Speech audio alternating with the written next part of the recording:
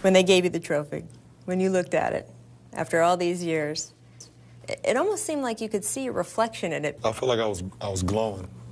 You know, I feel like the reflection of the gold ball had just, just glowing all over my body. It was like I've dreamed about this moment. I was like, oh my God, I don't want to be nowhere else right now. I felt like I was in that arena by myself. You know, at that point when I grabbed the trophy, I felt like everything else around me was just empty.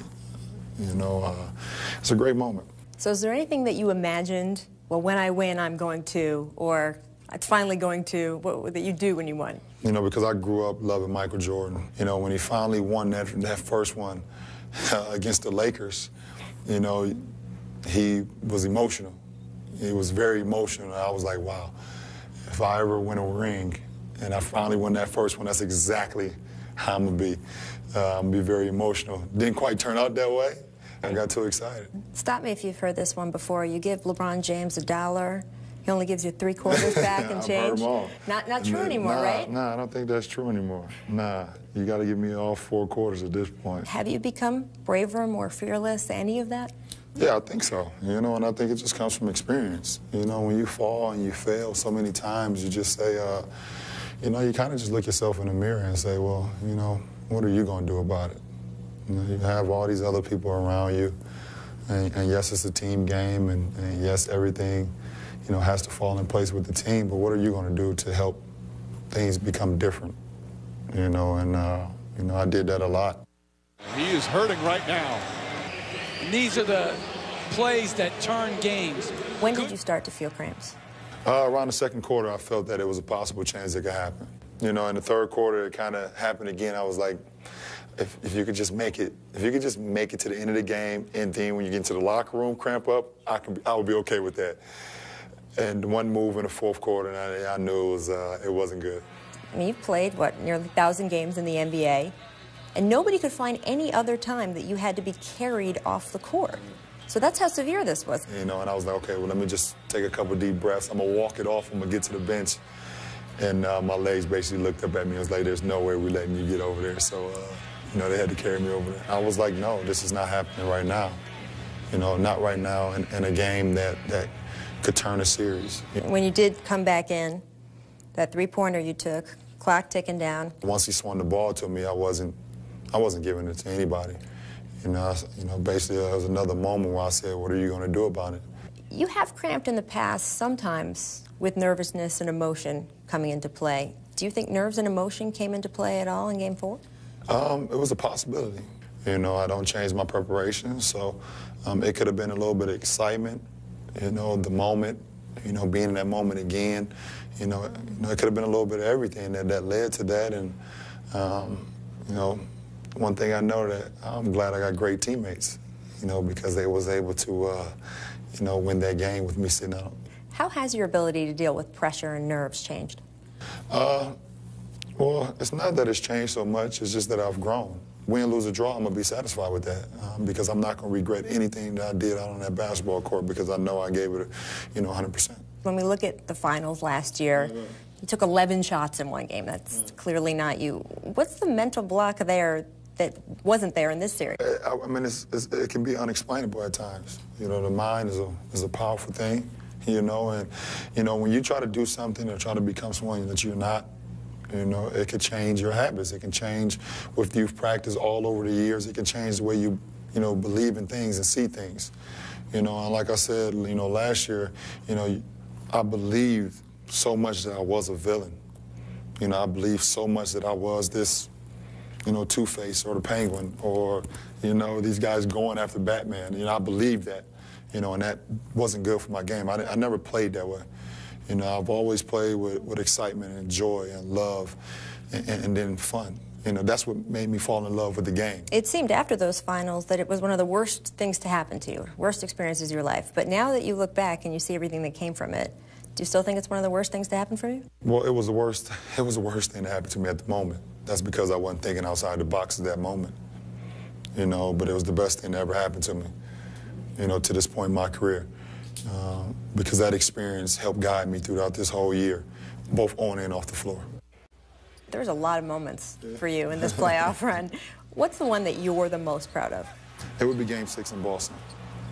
The reason, because I think everyone knows my history with Boston, you know, and, you know, to go into that game, you know, with our season, you know, could be ended in, you know, 2.5, 3 hours.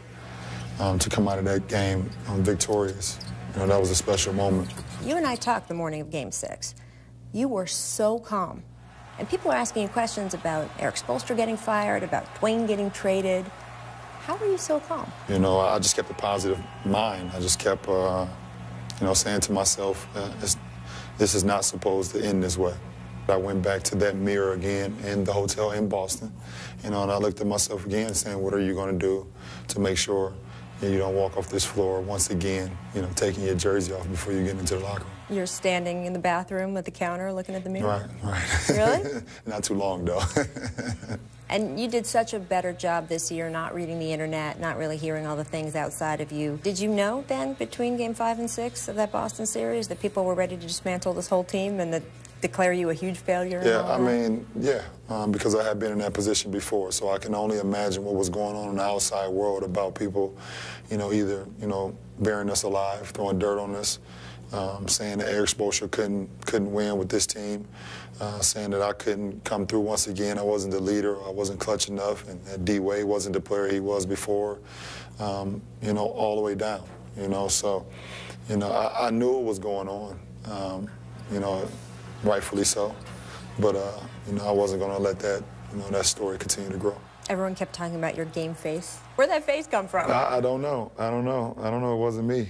I guess it was somebody else. But I was just focused. I was very focused.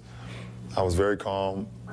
Even though I had that face, I was having a lot of fun. It might not have showed in my face, but it showed in my play. I was having a lot of fun out there. You gave a great hug to Kevin Durant at the end of that last finals game. What'd you tell him? What I said, first of all, he's a brother of mine. You know, and we've grown very close in the last few years. You know, first of all, I just told him that he's a hell of a player. But he's even a great person, too. You know, and for him to continue to work hard and, you know, because he's gonna be my inspiration. And he's going to be the person that I look at each and every night and see what he did out in the game, because so I can match him. You know, someone that I want to compete with year after year. A lot of people think that friendship between you guys just happened, but it didn't. You sought him out when he got drafted. How come? Well, even going before then, I sought him out when he was in high school because I knew exactly what he was about to go through. He was have to be the face of a franchise, you know, in Seattle at the time. You know, so it's going to be a lot put on him, you know, and how he approached it and how he went about it is, you know, was going to be very key. So he's done it all the right way, and I'm taking absolutely no credit for it. You know, he's done everything on his own path. Like I always told him, anytime he needed any words of advice or anything, you know, I can be there for him, just not in the finals. So you've got everything around you. It seems like your life is so complete right now. How hungry are you for another title? Because so much was satisfied by winning this one. I know all about the greats, and I want to be one of the greats. So, you know, I'm writing down my next challenge.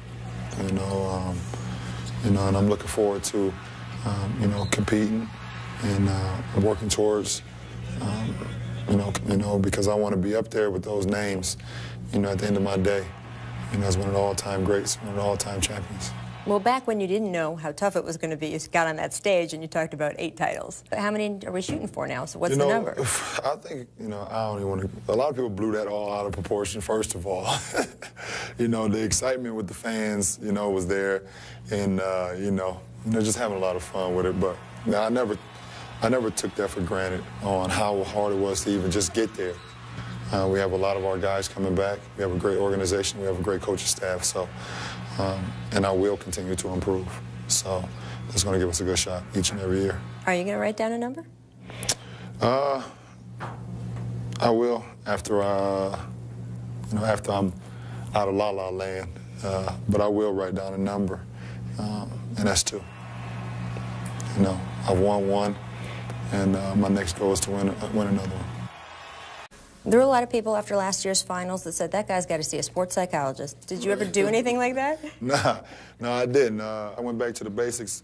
You know, I talked to my high school coaches. I talked to some of the greats that played this game. You know, at the end of the day, I talked to myself. I figured it out. You know, you got to go out there and do it. No matter what you hear, you know, good or bad. At the end of the day, you got to do it for yourself. I know that you've never asked anyone to feel sorry for you. You've got millions of dollars and a fantastic life. But you did grow up in the spotlight in this age of social media in an almost unique way. 16 to 27 now, everybody watching you. What was the hardest thing about having to do that? Just always having to be on point. Never, feeling like you can never make a mistake. You're only human, and humans make mistakes. But it's the ones that learn from their mistakes and come back that separates, this human from that human. A friend of mine, like I said, told me that, the best teacher in life is experience. There's so much truth to that, and you have to learn from it. And it hurts when you're in that moment where you fail and you fall flat on your face. It hurts. But I guess at the end of the day, it's how you come back from it. It's how tall you stand, how passionate are you, and are you going to shy away from the fact that you don't want that goal anymore, or are you going to push through that wall? You have two sons, and what do you want them to learn from your experience these past 3-4 years about the men that you want them to grow up to be? I think the first thing I would tell them is you can't be perfect. Don't try to be perfect. It's impossible. No one is perfect. If you make a mistake, you have to live with it, and then you have to be able to grow from it. You can't continue to make mistake after mistake after mistake and then think that you're going to be able to come back from that. And on the other side, with you as a son, those iconic first championships, Michael Jordan going and hugging his dad, Tiger Woods coming off the Masters at Augusta and just collapsing into Earl's arms. Was there any absence for you, and you had that trophy and thought, you know what, I have a dad out there somewhere, but he's not here? You know what? I didn't think about it, but I knew I wouldn't be here without without him. You can always, think inside the box about, why my father wasn't around or things like that. But at the end of the day, I have no idea what that man was going through at that time in his life. The best thing he ever did was, make sure I was a part of this world. And, I thank him for that. He has a lot to do with, my success. And you've made your fiancée Savannah's family a little bit of a second family to you. Your in-laws live with you down here in Miami. What are some of the day-to-day detail ways that having Savannah, having the boys with you, which didn't happen last year, how does that help you through a season and through a playoff to just have everyone around? It helps everything. I'm a family guy. To be here year one and not have them around all the time, weighed on me a lot.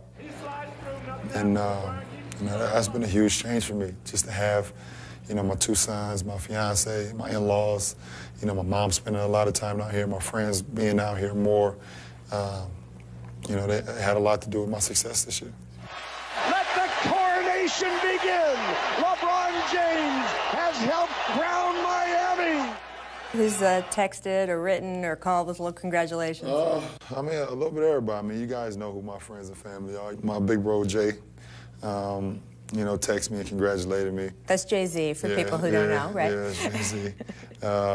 And so many other great, people text me as well. And Dan Gilbert, Cavs owner, also tweeted. He said, congratulations to both teams, but it's pretty conspicuous in not mentioning you. The tweet was right on. That's what it was all about. It was, this is a team game. The Heat and the Thunder had some great rides and stand-up organization, so he was right on. It was a great year. And is there anything you want to say to Cavs fans, the people who lived and died with you for 7 years and then felt so betrayed when you left? They have a bright future, and one thing they got great fans. Their fans are unbelievable. They always came to support, and they always know they're going to have that. Do you think that fans still see you as the villain? I don't know. And, but that's not even my concern. And people have their opinions and are going to have their opinions on, what they think you, no matter what. I know that I've done it the right way. this last year, and I'm happy about that. I hear you're going to go do David Letterman. Oh, yeah. What are you going to say up there? You're going to be funny, you know? I don't know. I am kind of funny, so I got to write my jokes down.